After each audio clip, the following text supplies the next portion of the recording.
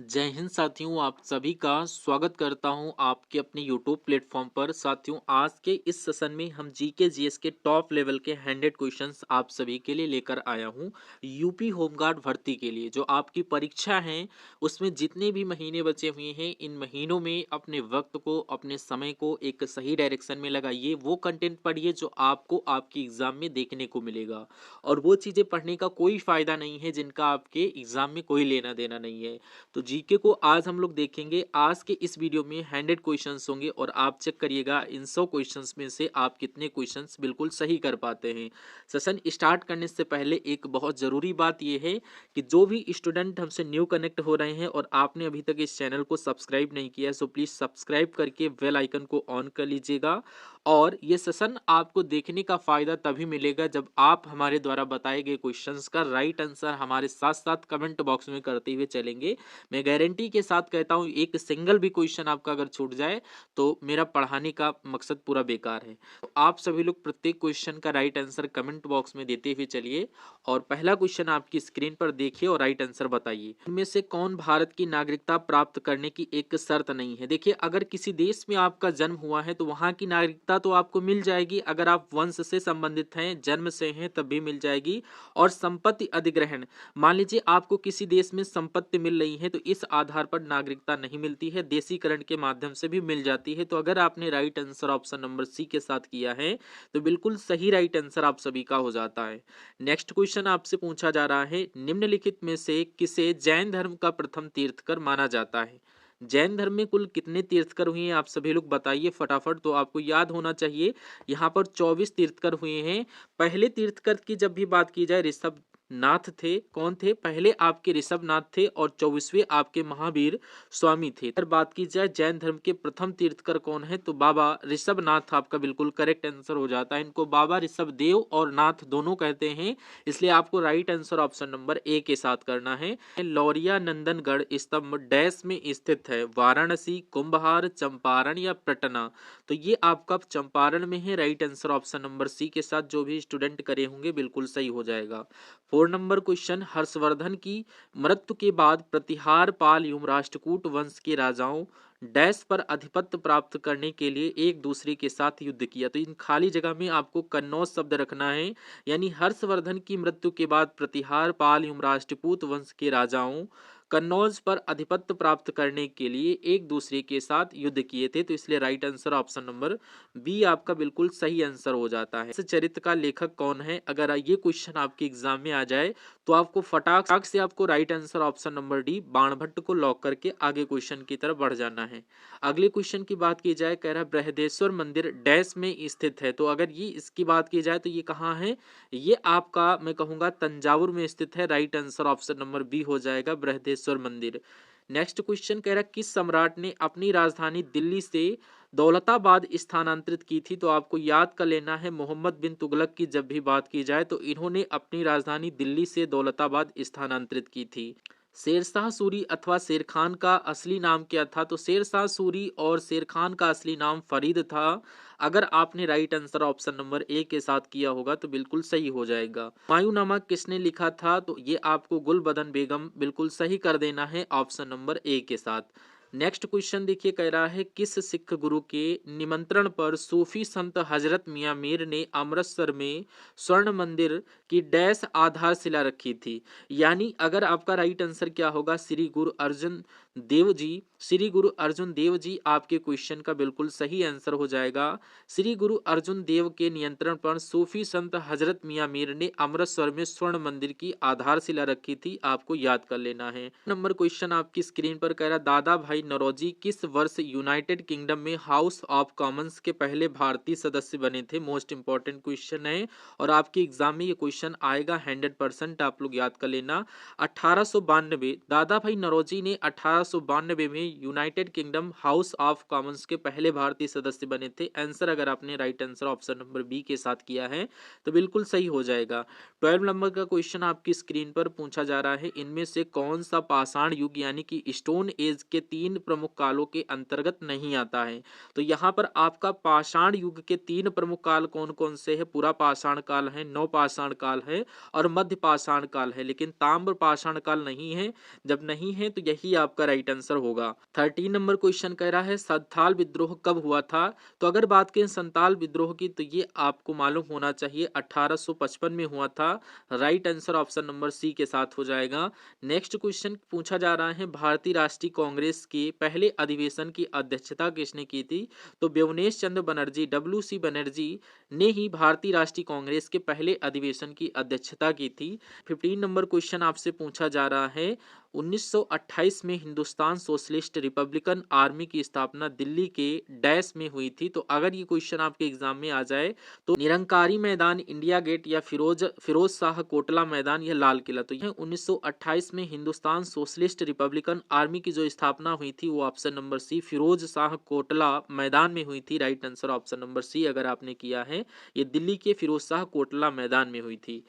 16 number question Poona समझौते पर किस किसने हस्ताक्षर किए थे? ये मालूम होना चाहिए महात्मा गांधी और बी.आर. अम्बेडकर ने ही ये हस्ताक्षर किया था। राइट आंसर अगर आपने ऑप्शन नंबर बी के साथ किया है तो बिल्कुल सही हो जाएगा। 3 नंबर क्वेश्चन कह रहा 1925 में केंद्रीय विधानसभा का प्रथम निर्वाचित अध्यक्ष निम्नलिखित में से कौन था? तो यहाँ पर आपको राइट आंसर किसके साथ करना है? विट्ठल भाई पटेल, बिल्कुल सही आंसर ऑप्शन नंबर बी के साथ हो जाएगा। विट्ठल भाई पटेल ने 1925 में केंद्रीय विधानसभा का प्रथम निर्वाचित अध्यक्ष के रूप में नियुक्त किया गया था। नेक्स्ट क्वेश्चन कह रहा है संघ सूची, राज्य सूची, समवर्ती सूची भारतीय संविधान के किस अनुसूची में शामिल है? ये क्वेश्चन कई बार मैंने आपको करवाया है, ये 7वीं अनुसूची में शामिल है। Right answer option number B के साथ अगर आपने किया है तो बिल्कुल सही हो जाएगा। इनमें से कौन भारत की नागरिकता प्राप्त करने की एक शर्त नहीं है? तो यहाँ पर संपत्ति अधिग्रहण नहीं है, तो ये आपके बाकी सारे हैं, तो संपत्ति अधिग्रहण आपका बिल्कुल सही आंसर ऑप्शन नंबर सी के साथ हो जाता है। नंबर क्वेश्चन कह रहा भारत के संविधान के डैश में समान नागरिक संहिता के प्रावधानों का उल्लेख किया गया है। तो यहाँ पर भाग 4 की अगर हम लोग बात करें तो भाग 4 में समान नागरिक संहिता के यहाँ पर प्रावधानों का उल्लेख किया गया है। Right answer option number B के साथ। 21 नंबर क्वेश्चन अगर आपसे पूछा जाए निम्नलिखित में से किसे भारत के राष्ट्रपति द्वारा नियुक्त नहीं किया जा सकता है? तो आपको याद कर लेना राज्यों के मुख्यमंत्री को राज्यपाल नियुक्त करते हैं, ये मुख्यमंत्री नहीं नियुक्त करते हैं, तो इसलिए right answer option number A. उसके अलावा उच्च न्यायालय के न्यायाधीश को राष्ट्रपति नियुक्त करते हैं, भारत के मुख्य न्यायाधीश, और राज्यों के राज्यपाल को भी करते हैं लेकिन मुख्यमंत्री को नहीं करते हैं क्योंकि इनको राज्यपाल के द्वारा नियुक्त किया जाता है, राष्ट्रपति के द्वारा नहीं। नेक्स्ट क्वेश्चन भारत में किस वर्ष खाद्य सुरक्षा और मानक अधिनियम पारित किया गया? अगर ये क्वेश्चन आपके एग्जाम में आ जाए, मोस्ट इंपॉर्टेंट है, अगर ये क्वेश्चन आपके एग्जाम में आ जाए तो आप लोग राइट आंसर किसके साथ देंगे? 2006, यानी भारत में 2006 में खाद्य सुरक्षा और मानक अधिनियम पारित किया गया था। सही जवाब आपका ऑप्शन नंबर ए हो जाएगा। नेक्स्ट क्वेश्चन अगर आपसे पूछा जाए भारतीय संविधान का कौन सा अनुच्छेद राष्ट्रपति को सूचना आदि प्रस्तुत करने के संबंध में प्रधानमंत्री के कर्तव्यों से संबंधित है? तो अगर ये क्वेश्चन आ जाए तो अनुच्छेद 78 आपके क्वेश्चन का राइट आंसर हो जाएगा ऑप्शन नंबर डी के साथ। भारतीय संविधान के अनुच्छेद 124 के एक प्रावधान के अनुसार सर्वोच्च न्यायालय का न्यायाधीश डैश वर्ष तक की आयु अपने पद पर आसीन रह सकता है। तो ये आपको 65 वर्ष याद कर लेना, 65 वर्ष की आयु तक वो अपने पद पर बना रहता है। Right answer option number B के साथ। 5 नंबर क्वेश्चन आपसे पूछा जा रहा है नीति आयोग के पहले अध्यक्ष कौन थे? तो ये आपके नरेंद्र मोदी थे। ये यहाँ पर अगर पूछ लिया जाए नीति आयोग की स्थापना कब हुई थी तो ये आंसर कमेंट बॉक्स में आपको बताना है। नेक्स्ट क्वेश्चन भारतीय संविधान के किस अनुच्छेद के तहत प्रावधान है कि राज्य का राज्यपाल प्रत्येक 5 वर्ष की समाप्ति पर वित्त आयोग का गठन करेगा जो पंचायतों की वित्तीय स्थिति का पुनर्अवलोकन करेगी? तो यहाँ पर आपका जवाब 243 आई आपके क्वेश्चन का बिल्कुल सही आंसर हो जाएगा। यहाँ पर 1 की जगह आई कर लीजिएगा। संविधान के किस अनुच्छेद के अंतर्गत हिंदी को संघीय राजभाषा घोषित किया गया है? ये इंपॉर्टेंट क्वेश्चन है और आपके एग्जाम में आ भी जाएगा। तो मैं आपको रिक्वेस्ट करूंगा अगर आपने इस वीडियो को अभी तक लाइक नहीं किया तो एक लाइक अपना दे दीजिए, और चैनल पर नए हैं तो अपने इस चैनल को सिधौली टीवी क्लासेस को तुरंत सब्सक्राइब करके बेल आइकन को क्लिक कर लीजिएगा। और जय हिंद के कमेंट के माध्यम से आपको कमेंट करना है और राइट आंसर बताते हुए चलना है। तो यहाँ पर आपको याद कर लेना है अनुच्छेद यहाँ पर 343 का 1 संविधान है जिसके अंतर्गत हिंदी को संघ की राज्य भाषा घोषित किया गया है? Right answer option number B के साथ। नेक्स्ट क्वेश्चन अगर पूछ लिया जाए राष्ट्रीय बालिका दिवस कब मनाया जाता है, तो ये आपको 24 जनवरी याद कर लेना है। यहाँ पर 24 जनवरी को राष्ट्रीय बालिका दिवस मनाया जाता है, इसलिए right answer option number B के साथ हो जाएगा। जिस पर भारतीय मानक समय आधारित है तो वो किसकी बात की जा रही है? यहाँ पर आपका राइट आंसर 82.5 डिग्री पूर्व रेखांश की अगर मैं बात करूँ, 82 और आधे डिग्री पूर्व रेखांश की अगर बात की जाए तो ये आपके क्वेश्चन का right answer option number A के साथ। निम्नलिखित में से कौन वायुमंडल की सबसे ऊपरी परत है? वायुमंडल की सबसे ऊपरी परत की जब भी बात की जाए तो ये बहिर्मंडल है, यानी बहिर्मंडल आपके क्वेश्चन का बिल्कुल सही आंसर हो जाएगा, ऑप्शन नंबर सी के साथ हो जाना चाहिए। उसके बाद अगला क्वेश्चन आपसे पूछा जा रहा है निम्नलिखित में से कौन सी विश्व की सबसे खारे पानी की झीलों में से एक है? तो यहाँ पर मृत सागर की बात चल रही है। मृत सागर आपके क्वेश्चन का बिल्कुल right answer option number C के साथ हो जाएगा, करेक्ट आंसर। बहुत बढ़िया, नाइस क्लास। उसके बाद नेक्स्ट क्वेश्चन कह रहा 49वीं समांतर डैश के बीच सीमा रेखा है, तो ये किसके बीच की सीमा रेखा है आपको याद कर लेना है। ये आपकी उत्तर कोरिया या यूएसए और कनाडा, तो यूएसए और कनाडा के बीच की सीमा रेखा है। ये क्वेश्चन कई बार आपसे रिपीट हुआ है और ये याद कर लीजिएगा आपके एग्जाम के लिए, वेरी मोस्ट इंपॉर्टेंट क्वेश्चन है। अंगूर की खेती इनमें से किस क्षेत्र की विशेषता है? तो ये किस क्षेत्र की विशेषता आपको ध्यान रखना है, भूमध्य सागरीय क्षेत्र की विशेषता है। राइट आंसर आपका ऑप्शन नंबर बी के साथ हो जाना चाहिए। नेक्स्ट क्वेश्चन करा एकमात्र भारतीय राज्य कौन सा है जिसकी सीमा सिक्किम राज्य से जुड़ी हुई है? सिक्किम राज्य से भैया कौन जुड़ा है? ये पश्चिम बंगाल आपका राइट आंसर बिल्कुल सही हो जाएगा। पश्चिम बंगाल एक ऐसा मात्र राज्य है जिसकी सीमा सिक्किम क्षेत्र से जुड़ी हुई है, ऑप्शन नंबर ए के साथ।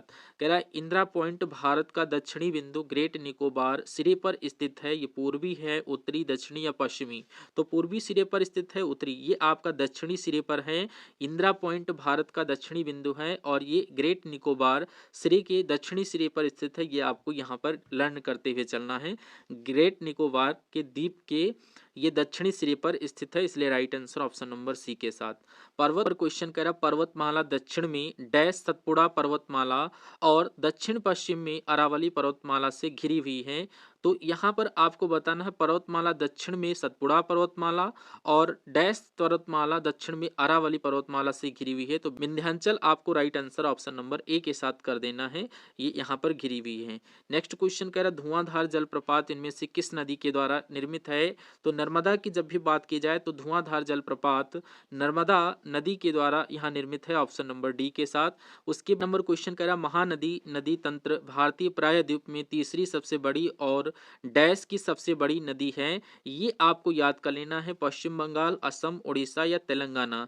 तो तीसरी सबसे बड़ी और डैश की सबसे बड़ी नदी है, तो ये सबसे बड़ी नदी आपसे पूछी जा रही है। महानदी की बात करें तो ये नदी तंत्र भारतीय प्रायद्वीप में तीसरी सबसे बड़ी और यहाँ पर पश्चिम बंगाल की सबसे बड़ी नदी है, या असम या उड़ीसा या तेलंगाना, तो ये उड़ीसा में है, आपको याद कर लेना है।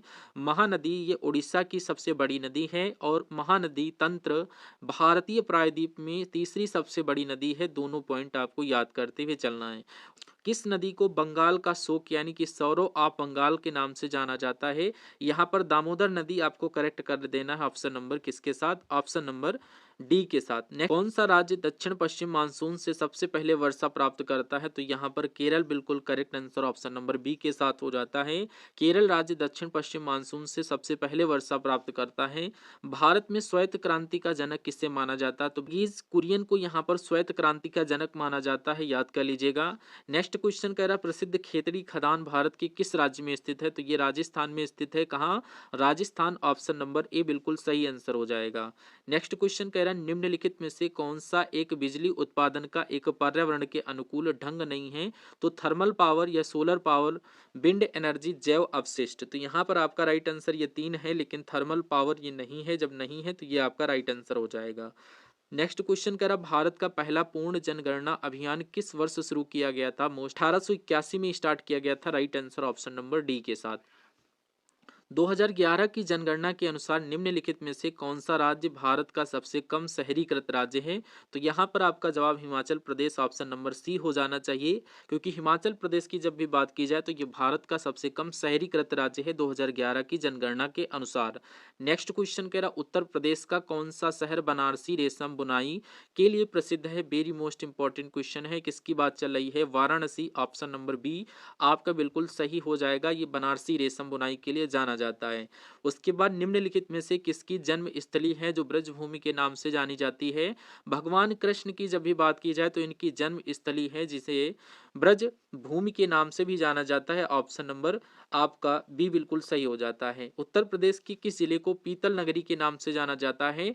तो जब भी मुरादाबाद की बात की जाए तो आपका पीतल नगरी बिल्कुल सही हो जाता है। उत्तर प्रदेश राजस्व संहिता 2006 में सबसे पहले किस शासनादेश के तहत संशोधन किया गया था? तो अगर मैं बात करूं उत्तर प्रदेश 2015 का अध्यादेश क्रमांक 4, उत्तर प्रदेश राजस्व संहिता 2006 में सबसे पहले किस शासनादेश के तहत संशोधन किया गया था? तो उत्तर प्रदेश में 2015 का अध्यादेश क्रमांक 4 के तहत ये संशोधन किया गया था, इसलिए right answer option number C आप सभी का बिल्कुल सही आंसर हो जाता है, ये ध्यान रखना है।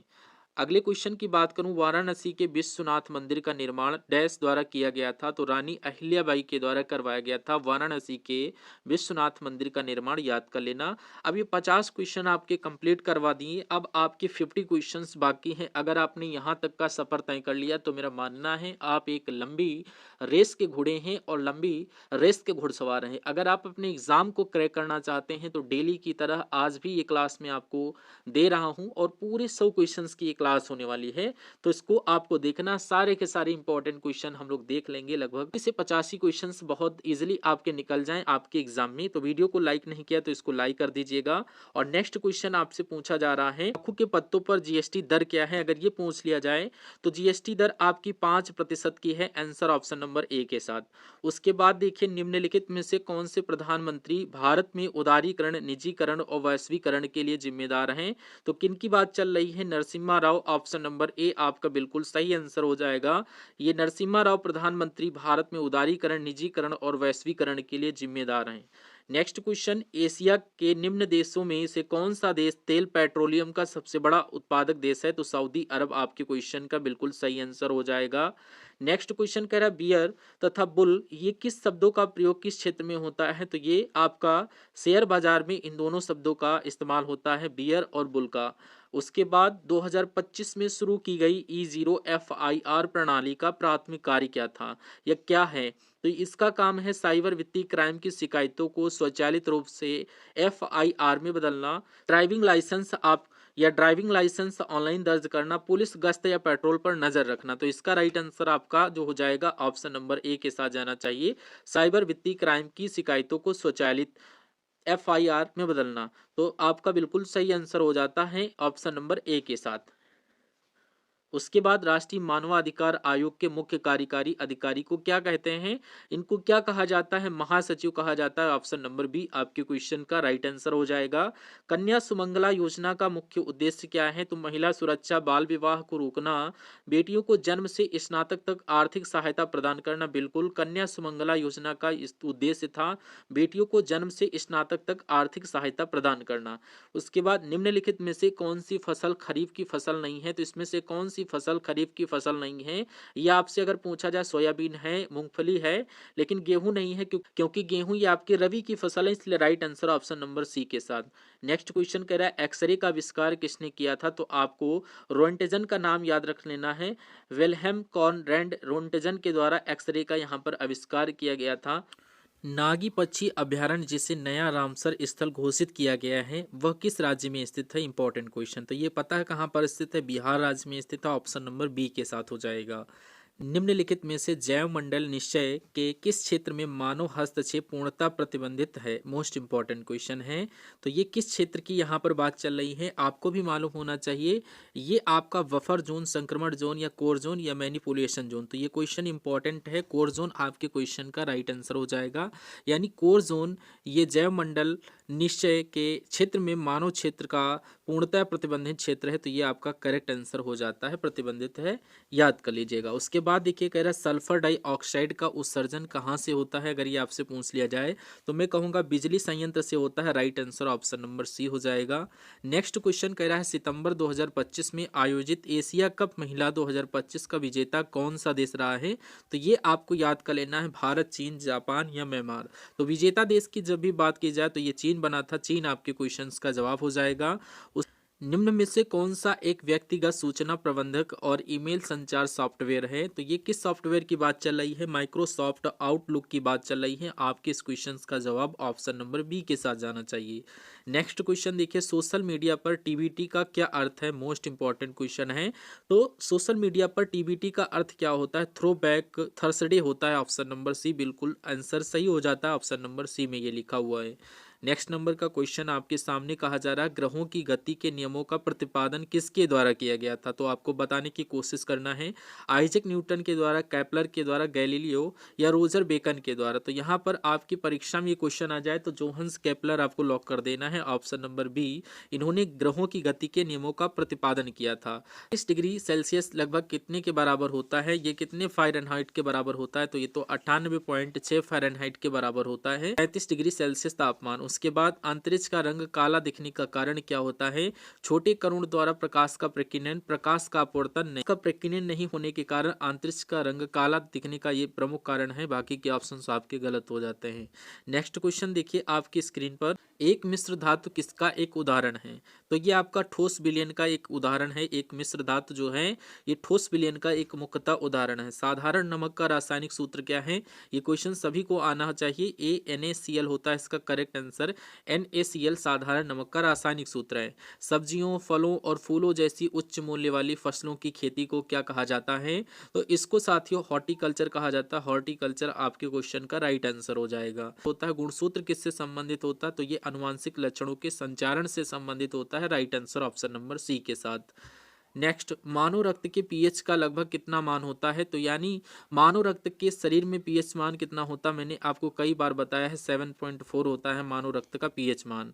उसके बाद ऊर्जा अंतरण के 10% नियम का प्रतिपादन किसने किया था, इनका नाम रेमंड लिंडमैन है और इनके द्वारा ऊर्जा अंतरण के 10% के नियम का प्रतिपादन हुआ था।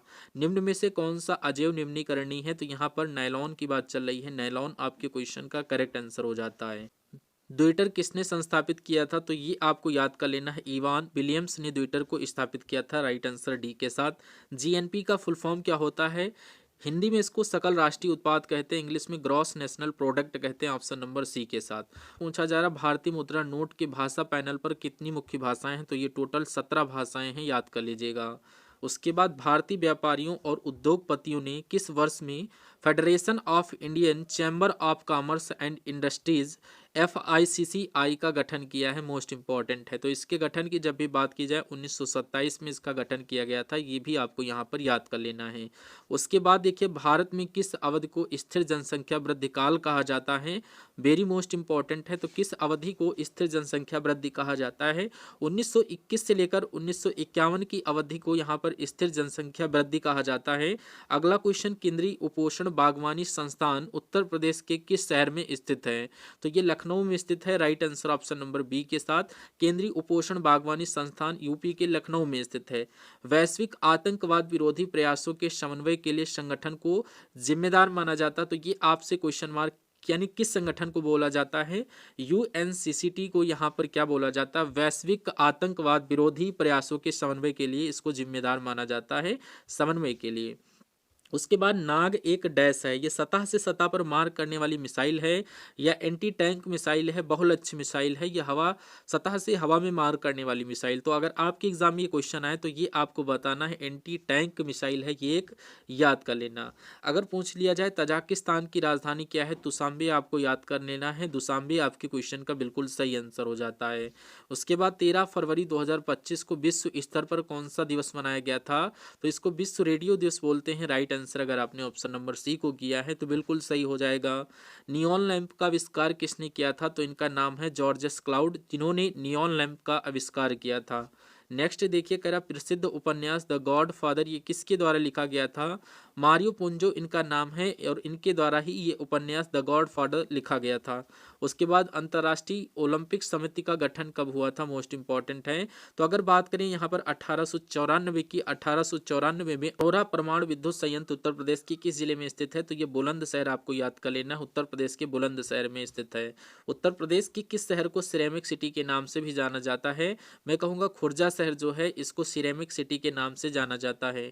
उसके बाद देखिए आपसे पूछा जा रहा है सर्वश्रेष्ठ पार्श्व गायिका के लिए 71वां राष्ट्रीय पुरस्कार किसे मिला है, मोस्ट इंपॉर्टेंट है। तो शिल्पा राव आपको याद कर लेना है, ऑप्शन नंबर बी के साथ इस क्वेश्चन का राइट आंसर हो जाता है।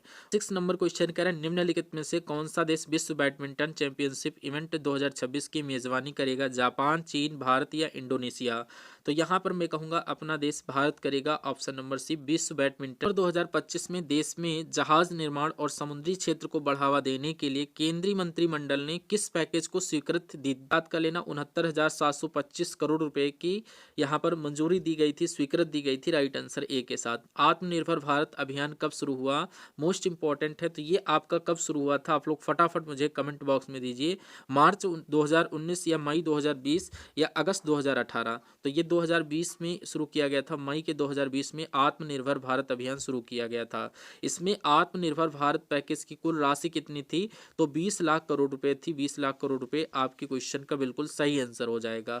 तो ये थी आज की ये क्लास, आप सभी को कैसी लगी ये क्लास एक बार कमेंट बॉक्स में बताना है।